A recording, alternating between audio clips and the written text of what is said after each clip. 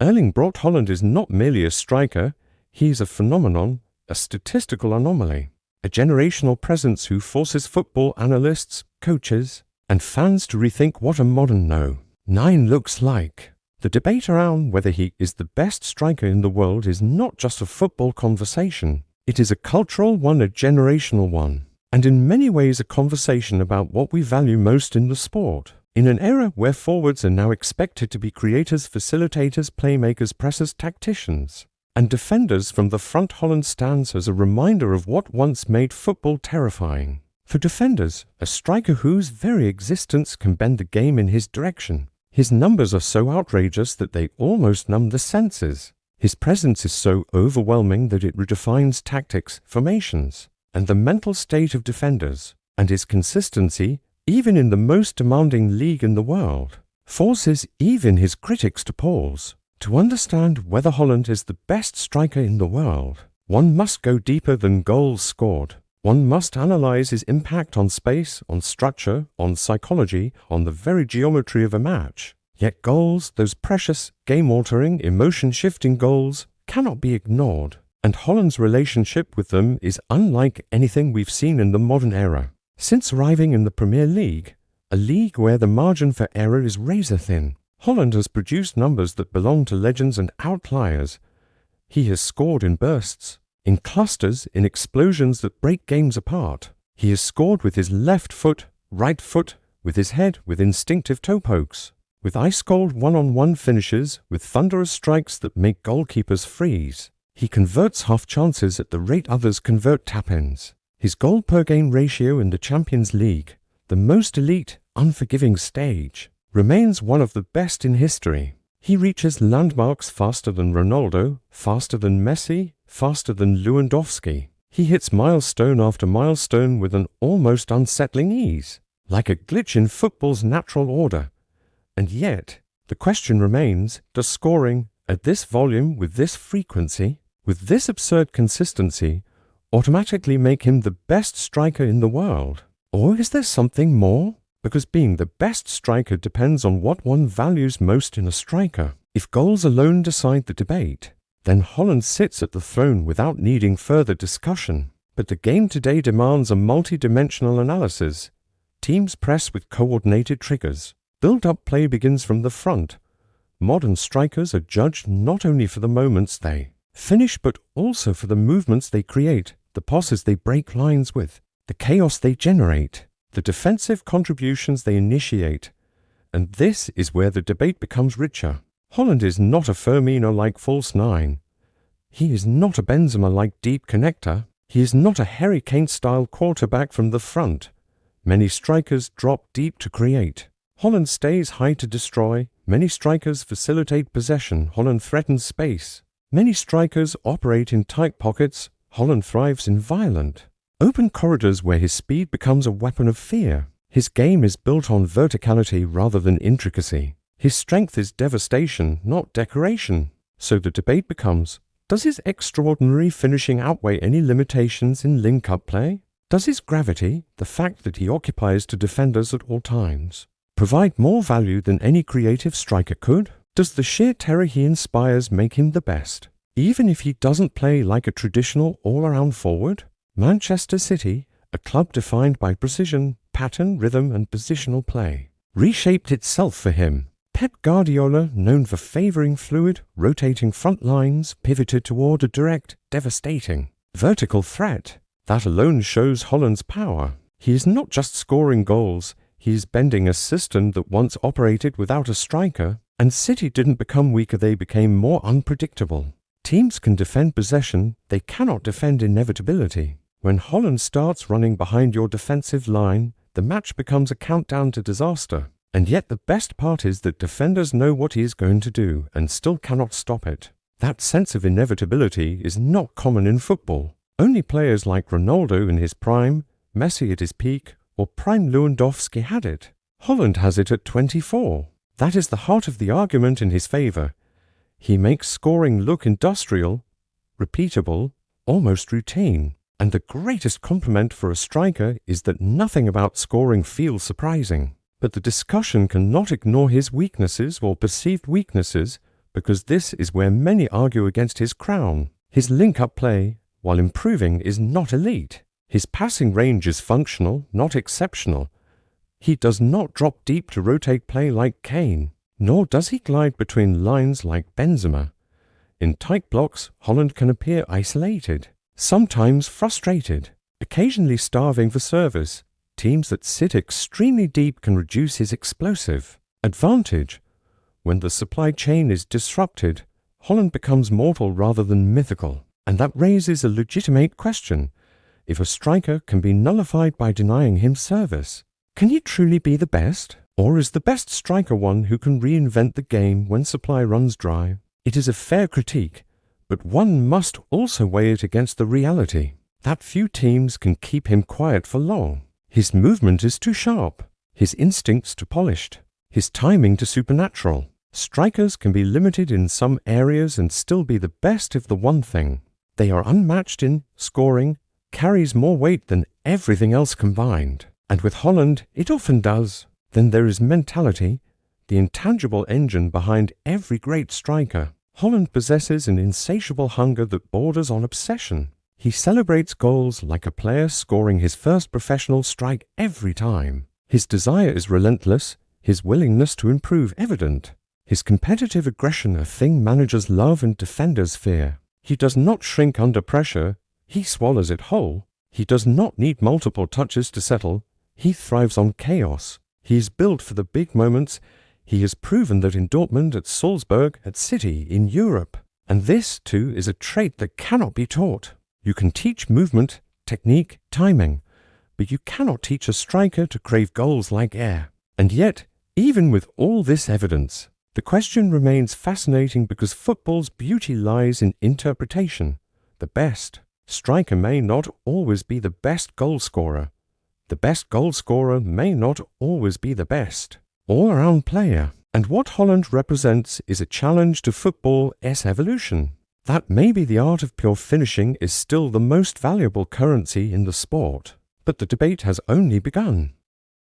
The challenge in assessing Haaland's superiority is that the modern game has evolved into a space where strikers are no longer judged in isolation. They are judged within the ecosystem of their team. How they contribute to build up, how they press, how they exist within patterns, how they aid defensive structure, how they manipulate spaces even off the ball. But Haaland flips the equation. Instead of adapting himself to the ecosystem adapts to him. This alone is unusual when a player is so dominant in one phase of the game that a top European giant alters its entire attacking philosophy to enhance his weaponry. It speaks volumes. Manchester City had spent years building a brand of possession football where the striker position was almost philosophical, a shifting point of reference rather than a traditional, predatory no. 9. Then came Haaland, and suddenly Pep Guardiola was comfortable embracing direct vertical attacks. Early balls into space, fewer passes around the box, and more ruthless exploitation of transitional moments. This is not a small tactical shift. This is the type of adaptation managers make only for historic talents. Haaland is that. But to determine whether Haaland is indeed the best striker in the world, one must compare him not just to the average professional, but to his elite peers, the Kanes, the Mbappes, the Lewandowskis, and the rising forces like Osimhen and Isak. These players, in different ways, have crafted unique versions of what a forward can be. Kane has mastered the art of orchestration, becoming a deep-lying playmaker with the instincts of a poacher. Mbappe blends winger dynamism with centre-forward brutality. Lewandowski embodies the classic completeness of a striker who can finish, link play, and lead a press. Osimhen's aggression and energy offer a raw violence that defenders hate. Isak provides elegance, finesse, and deceptive pace. Haaland, however, brings something that none of the others match. He is the purest expression of efficiency the game has seen in years. He needs fewer touches, fewer chances, fewer moments. Give him a sliver of space, and he turns it into a high-value opportunity. Give him half a mistake, and he punishes it with a ruthlessness that borders on machine-like. That efficiency, the cold-blooded repetition of goals, is why he stands apart.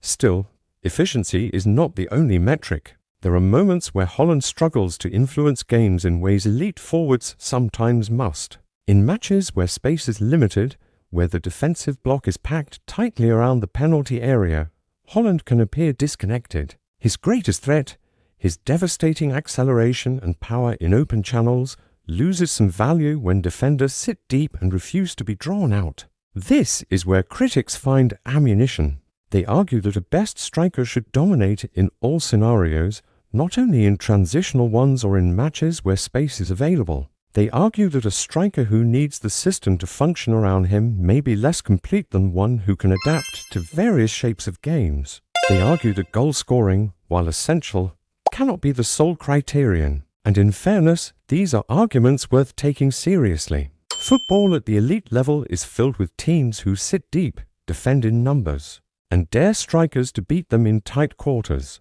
Haaland does not always excel here the way Kane or Benzema do. But even this criticism must be contextualized. Haaland's job is not to mimic those forwards, it is to exploit defenders in a different way. His movement, though less graceful than some playmakers, is brutally effective. He does not dance around defenders, he races past them. He does not combine with midfielders in a delicate sequence, he turns one touch into a goal. His physique alone causes panic. Defenders drop deeper, fullbacks hesitate before overlapping. Midfielders are forced into awkward decision-making. This gravitational pull Haaland creates opens spaces for teammates, even when he is quiet. His effect is loud, and that is a type of influence often overlooked. A striker who forces an entire defensive shape to reorganize simply because of his presence is contributing massively even without touching the ball. Few forwards today, perhaps only Mbappe, have that kind of gravitational impact. Then comes the question of mentality. Haaland's mentality is arguably his most terrifying trait. He is obsessed with scoring, not in a selfish way, but in a psychological way that elite competitors have. Ronaldo had it. Ibrahimovic had it. Suarez had it. Lewandowski had it. But Haaland seems to have inherited that hunger in its purest, rawest form.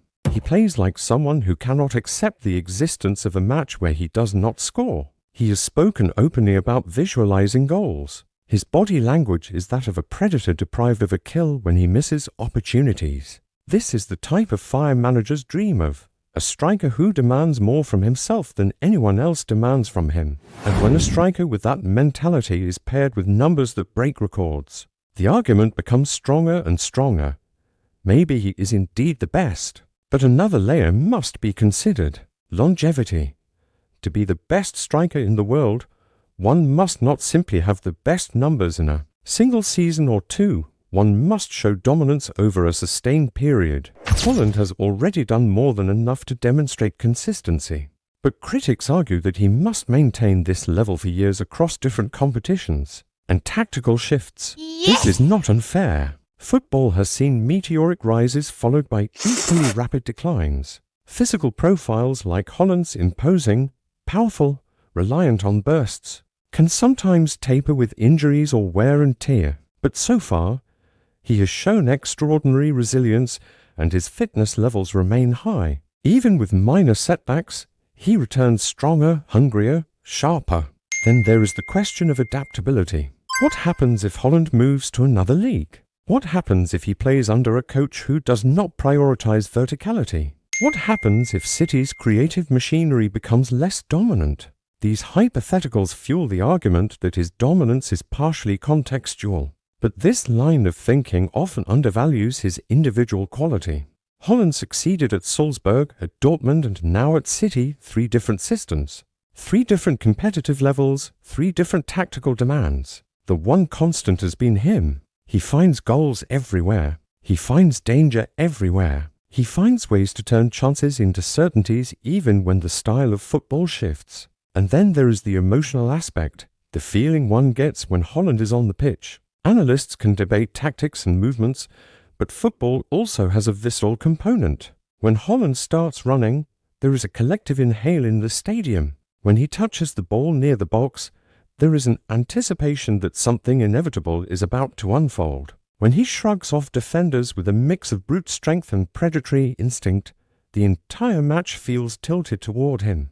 best players in history have always carried this aura. Not just skill, not just numbers aura. Haaland has it in abundance. And yet, even with all this evidence, one cannot ignore the nuance. Football is subjective. Some will argue Kane's completeness makes him better. Others will say Mbappe's overall influence surpasses traditional striker metrics. Some will still rate Lewandowski's technical mastery. Some love the elegance of Isak or the intensity of Osimhen. But Haaland forces a re-evaluation of what best means. He may not be the most creative, but he is the most inevitable. He may not be the most elegant, but he is the most dangerous. He may not be the most complete, but he is the most terrifying. And sometimes, in football, fear is the greatest currency. The heart of the question, whether Haaland is the best striker in the world, ultimately depends on how one defines greatness within the position. Traditionalists might argue that the best striker must be complete in every phase of play, able to drop deep like Kane, combine like Benzema, dribble like Mbappe, press like Osimhen, and link up like Lewandowski. Modernists might argue that the best striker should redefine how the position is played, breaking the mold instead of fitting into one. Purists might argue that nothing matters more than goals. And pragmatists might point out that football matches are decided by the player who can convert a single moment into a decisive outcome. Haaland's argument thrives in each of these frameworks, but in different ways. He is not the complete forward in the artistic sense. He does not glide with the ball in tight spaces or orchestrate moves from deep. But what he does better than anyone else, and arguably better than anyone since prime Ronaldo and prime Lewandowski, is convert chances at a rate that feels impossible. You can analyze 1,000 metrics, break down 1,000 clips, and dive into as many data tables as you like. And yet you will always return to the same truth: Haaland scores. He scores often. He scores brutally. He scores in ways that look repetitive, but are extremely difficult to execute with such consistency. And the ultimate mission of a striker is to score. But to properly answer the question, one must explore the way he changes matches beyond the goals he scores. His presence alters tactics. Defenses drop deeper, terrified of his pace behind them. Centre-backs stick tighter, worried about giving him even a yard. Full-backs hesitate to push forward, knowing that a counter-attack involving him is a death warrant. Midfielders adjust their positioning to close passing lanes, often leaving space for City's creators like De Bruyne, Foden, Bernardo Silva and Rodri. Haaland's gravity, the violent pull he exerts on an entire defensive unit, becomes part of City's weaponry. Even when he does not score, he creates a psychological burden on opponents. The very fear of his potential impact shapes the match. Few players in modern football create that kind of anxiety. Even fewer sustain it across multiple leagues, multiple systems, and multiple seasons. And then there is the concept of inevitability. Haaland brings a sense of inevitability to matches that cannot be taught. The world's greatest players in history, Messi, Ronaldo, Ronaldinho, Henry, Suarez, Lewandowski, Ibrahimovic, all shared a trait when they were on the pitch. There was a sense that something defining could happen at any moment. Haaland has inherited this rare aura. You can defend perfectly for 50 minutes, deny him touches, deny him service, reduce space, slow the game, and then suddenly he appears. One run, one burst, one perfectly timed movement, and the match changes. He has the ability to disappear for long stretches and then appear at the one moment that matters. This is not a weakness. This is the mark of a ruthless, world-class striker. Some fans misinterpret his quiet periods as proof that he is limited. But for elite analysts and defenders, these quiet periods are the calm before the storm. A sleeping predator is not a harmless one. It is a patient one. Even more compelling is the psychological effect he has on his own team. City players look for him constantly. They trust him in front of goal. They adjust their passing patterns, their angles, their choices. Knowing that a half chance in Haaland's path is worth more than a full chance elsewhere, this internal trust is vital. When teammates believe their striker can finish anything, their creativity expands, their risks increase, their confidence grows. When Haaland is on the pitch, City does not merely attack, they hunt. His teammates press higher because they believe any turnover can result in a chance. They thread tighter passes because they know he can finish off both clean and messy sequences. A great striker doesn't just score goals, he lifts the entire mentality of the team. Haaland does this constantly. But even with all these strengths, the debate remains nuanced because football is more than numbers and fear. The best striker in the world must be measured against the expectations of the modern game. Critics argue that Haaland's limited involvement in build-up play undermines his candidacy. In some matches, especially against low blocks, he appears to struggle with tight, technical sequences. He is not going to be the one dropping between lines to thread a delicate pass, or take out 3 defenders with a disguised through ball. This is a valid criticism, but context matters. Haaland's role in City is not to replicate Kane or Benzema, it is to distort defenses, finish moves, and create vertical threats that City previously did not have. And even when comparing link-up play, it's worth noting that Haaland has improved significantly since arriving in the Premier League. His layoffs are cleaner, his hold-up play stronger, his back-to-goal awareness sharper. He may never become a classic facilitator, but he does not need to. His value is in specialization, not diversification. Another criticism surfaces in conversations about adaptability. Some argue that Haaland thrives because he plays in the most creative team in the world, with De Bruyne serving passes on a silver platter. But this argument dissolves under scrutiny. Haaland scored goals for Salzburg, a pressing, chaotic team. He scored for Dortmund, a counter-attacking, transition-heavy team. He scores for City, a possession-dominant, structured machine. 3 systems, 3 philosophies, 3 different environments, 1 constant. Haaland scores. Great players adapt. System players fade. Haaland is not a system player. He is a system unto himself, a player whose style forces coaches to rethink tactics, not adapt him to existing ones. What truly strengthens Haaland's case as the best striker in the world is his consistency across competitions. He is not a flat-track bully. He scores in the Champions League in pressure moments, in knockout rounds against top defenses, against elite clubs. He breaks scoring records with staggering speed, the fastest to 20 Champions League goals, the fastest to 25, one of the fastest to 30, then to 40, then to 50. These are not statistics one can inflate against weak opponents. These are achievements forged against some of the strongest teams on the continent. When a player dominates domestically and continues that dominance across Europe, their claim to the title of best becomes even harder to dispute. But perhaps the strongest argument in Haaland's favor lies in what he represents. He is not just a goalscorer, he is a statement, a reminder of football's primal essence that goals win games. In an era where the sport is more tactical, more data-driven, more reliant on systems and structures, Haaland feels like a disruption. A reminder that despite modern complexity, the fundamentals remain unchanged. Give the right player the right moment and the match swings. Haaland is the embodiment of that moment. As football evolves, so do expectations. Analysts may prefer all-around forwards. Fans may crave entertainers. Managers may want fluidity. But the truth remains, the most valuable thing in football is the ability to turn chance into certainty.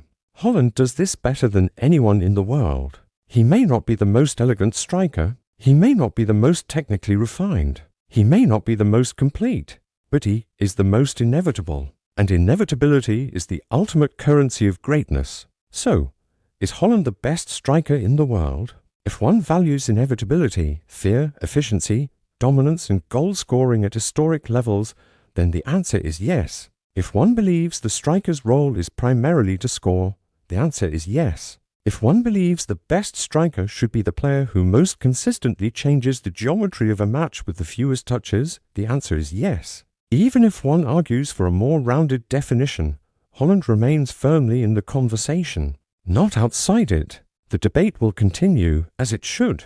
Football debates are part of the sport's beauty, but Haaland's claim to the throne is undeniable. He may not fit every mold, but he breaks the only one that truly matters. He scores, he scares, he shifts games, he shatters records, and in the end, those who rewrite history tend to be remembered as the greatest.